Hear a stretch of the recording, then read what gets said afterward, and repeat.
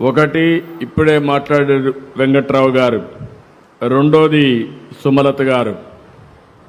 వీరిద్దరు కూడా ఈరోజు కార్యక్రమానికి లబ్ధిదారులు. ఈరోజు నేను చీరాలకు ఎప్పుడొచ్చినా మిమ్మల్ని చూస్తే నాకెంతో ఆనందం, ఎప్పుడూ అభిమానిస్తూనే ఉంటారు. అలాంటి చీరాలకు ఈరోజు రావడం నా అదృష్టంగా నేను భావిస్తున్నా. నా ఆత్మ బంధువులు మీ ద్వారా ఒక పవిత్రమైన కార్యక్రమానికి నాంది పలికాం. అదే మీరు చూస్తే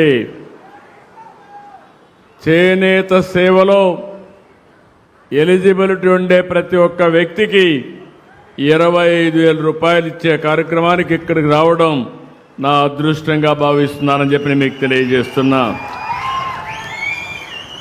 స్వదేశ ఉద్యమ స్ఫూర్తిని గుర్తు చేసుకునేలా ఆగస్టు 7వ తారీఖున మనం జాతీయ చేనేత దినోత్సవాన్ని జరుపుకుంటున్నాం.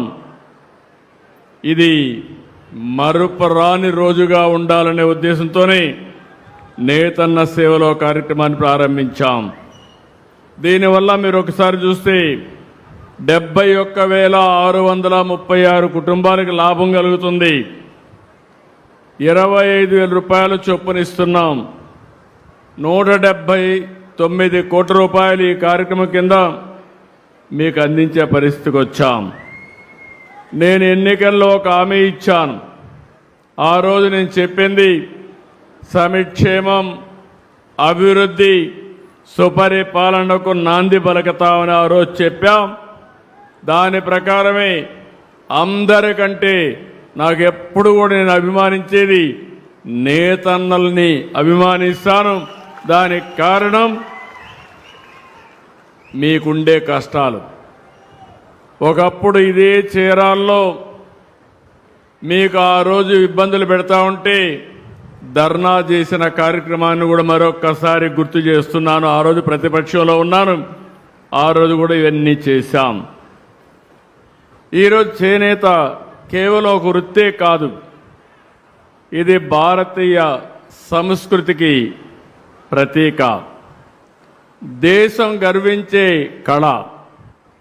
ఈరోజు మీరు ఒక్కసారి చూస్తే ఎప్పుడో మనం చదువుకున్నాం, చేనేత కార్మికులు ఆ రోజుల్లోనే చీర తయారు చేసి అగ్గిపెట్టిలో పెట్టే చీరను తయారు చేసిన ఘనత చేనేత కార్మికులది. మన రాష్ట్రాన్ని చూస్తే ఇలాంటి కళలకు నిలయం, అలాంటి వర్గాలు ఎక్కువ ఉండే ప్రదేశం ఈ చీరాల. అందుకని ఇంకొక పక్కన చూస్తే ఇక్కడికి వస్తే మీ నైపుణ్యం గుర్తొస్తుంది. చీరాల పట్టు, కాటన్ చీరలు దేశవ్యాప్తంగా గుర్తింపు పొందాయి. చీరాల కర్చీఫ్లు ఒకప్పుడు విదేశాలకు కూడా ఎగుమతి చేశారంటే అది మీ సత్తా. ఇంకొక పక్క ఒకప్పుడు మినీ ముంబై, కాలక్రమేణా అన్నీ కూడా వృత్తులన్నీ కూడా దెబ్బతిని దానివల్ల ఇక్కడ కూడా దెబ్బతినే పరిస్థితికి వచ్చాం. నేను ఒకటే ఆలోచిస్తున్నాను, చేనేతని ప్రోత్సహిస్తూనే మీ జీవన ప్రమాణాలు పెంచడానికి ఏమేం చేయాలని అన్నీ చేస్తాం. ఈరోజు రాష్ట్రంలో మీరు చూస్తే చీరాల, వెంకటగిరి, ధర్మవరం, ఉప్పాడ, మంగళగిరి, పొందూరు, పెడన, కాళహస్తి, నర్సాపురం ఇవన్నీ కూడా అనేక చేనేత ఉత్పత్తులకి గుర్తింపు తీసుకొచ్చారు. ఒక ఏ ప్రాంతానికి ఆ ప్రాంతం పోటీపడి ముందుకు పోయే పరిస్థితికి వచ్చారు. ఇంకొక పక్కన మీరు ఒకసారి చూసినప్పుడు ఇక్కడికి వచ్చినప్పుడు ఈరోజు 1,27,000 మంది చేనేత మీద ఆధారపడ్డారు.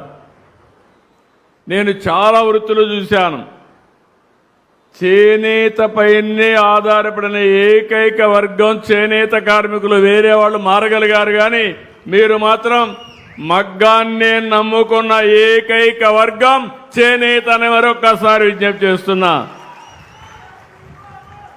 మీ అందరిలో ఒక సాంప్రదాయ ప్రకారం సృజనాత్మక కలిగిన వ్యక్తులు మీరందరూ నైపుణ్యం ఉంది.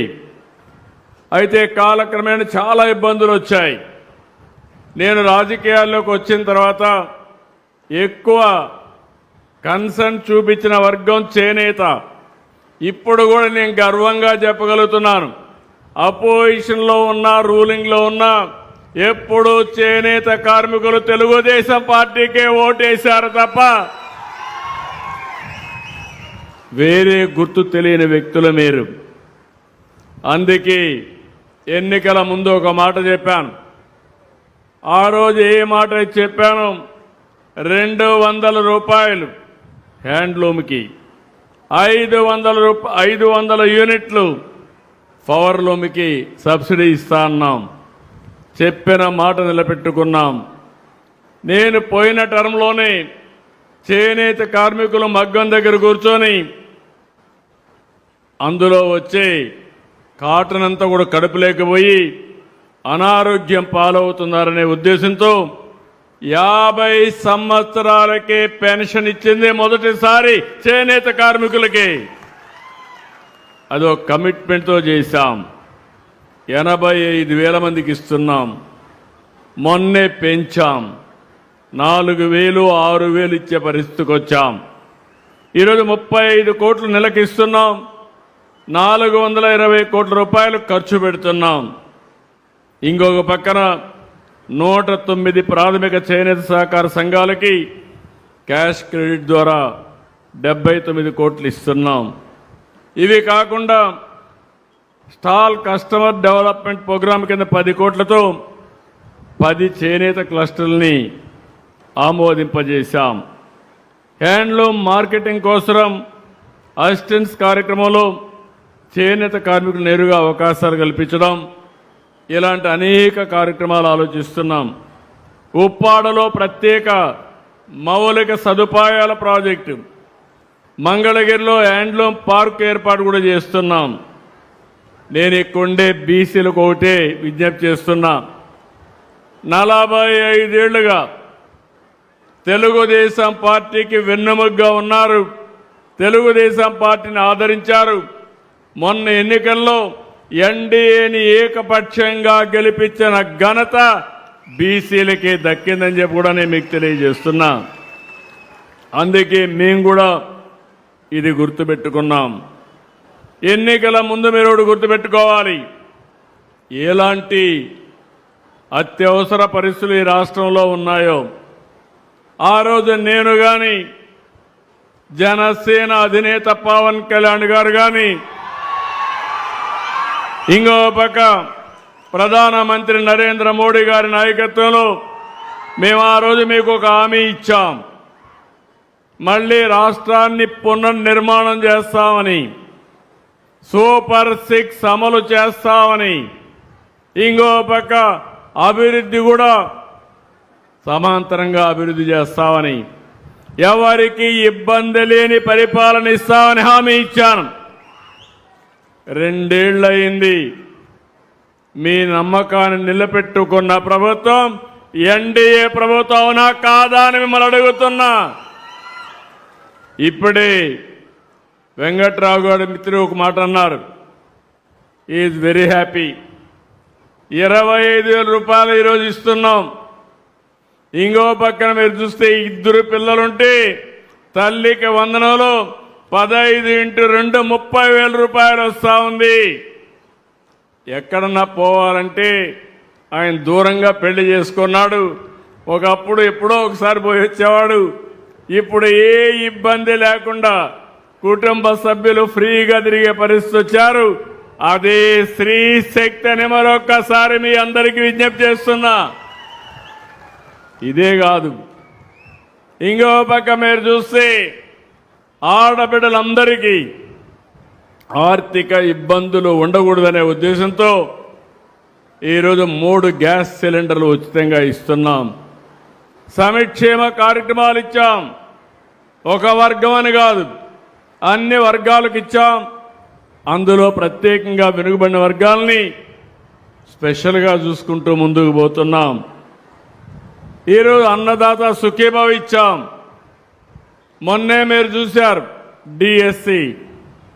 మొట్టమొదటిసారిగా నేను ఏదైతే చెప్పానో 16,000 మందికి మొదటి సంతకం పెట్టి ఉద్యోగాలు వచ్చే వరకు ఎన్ని ఇబ్బందులు కలిగించినా అధిగమించి ఉద్యోగాలు ఇచ్చిన ఘనత ఈ ప్రభుత్వానిదని చెప్పి కూడా నేను మీకు తెలియజేస్తున్నా. ఇంకొక పక్కన ఈరోజు చాలామంది పేదవాళ్ళు ఉంటే మత్స్యకారులు ఉన్నారు. 25,000 రూపాయల మత్స్యకారుల సేవలో 1,34,000 మందికి 505 కోట్లు ఇస్తున్నాం. వడ్డర్లకి మైనింగ్ లీజులు ఇస్తున్నాం. గీత కార్మికులకి ఏదైతే మద్యం షాపులో 10% ఇస్తున్నాం. ఇంకో పక్క మీరు ఒకసారి చూస్తే సోలార్ రూఫ్ టాప్ పెట్టి శాశ్వతంగా కరెంటు భారం లేకుండా చేయాలని 3 కిలోవాట్లు మీరు పెట్టుకోగలిగితే 98,000 రూపాయలు సబ్సిడీ ఇస్తున్నాం. కేంద్రం నుంచి 78,000, అదనంగా ఇక్కడ 20,000 ఇస్తున్నామని చెప్పి నేను మీకు తెలియజేస్తున్నా. నేను ఒకటి హామీ ఇస్తున్నాను, తెలుగుదేశం పార్టీ కానీ ఎన్డీఏ ప్రభుత్వం కానీ వెనుకబడిన వర్గాలకు రుణపడి ఉన్నాం, తప్పకుండా మీ రుణం తీర్చుకుంటామని మరొక్కసారి హామీ ఇస్తున్నా. ఇక్కడ నా ఆలోచన మీరందరూ గుర్తుపెట్టుకోవాలి. ఇక్కడ ఉండే వాళ్ళందరినీ అడుగుతున్నా, ఏదో ఒక విధంగా మీ ఇంటికి బెనిఫిట్ వస్తా ఉందా లేదా ప్రభుత్వం నుంచి అడుగుతున్నాను. వస్తా ఉందంటే చేలిపైకెత్తండి. 100% ఇస్తున్నాం. ఎందుకంటే కడాన ప్రతి ఒక్క ఇంట్లో ఆడబిడ్డలు ఉన్నారు. ఇక్కడ ఆర్థిక వ్యత్యాసాలు లేవు. ఆడబిడ్డ బస్సు ఎక్కితే ఎక్కడికి కావాలన్నా టికెట్ అడగకుండా మిమ్మల్ని తీసుకుపోయే పరిస్థితికి వచ్చాం.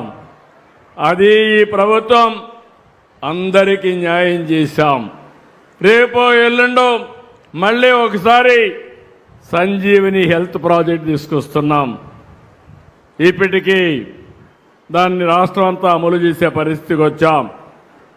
అందరికీ యూనివర్సల్గా 2,50,000 రూపాయలు హెల్త్ ఇన్సూరెన్స్ చేసి మీ ఆరోగ్యాన్ని కాపాడే బాధ్యత కూడా ఈ ప్రభుత్వం తీసుకుంటుంది.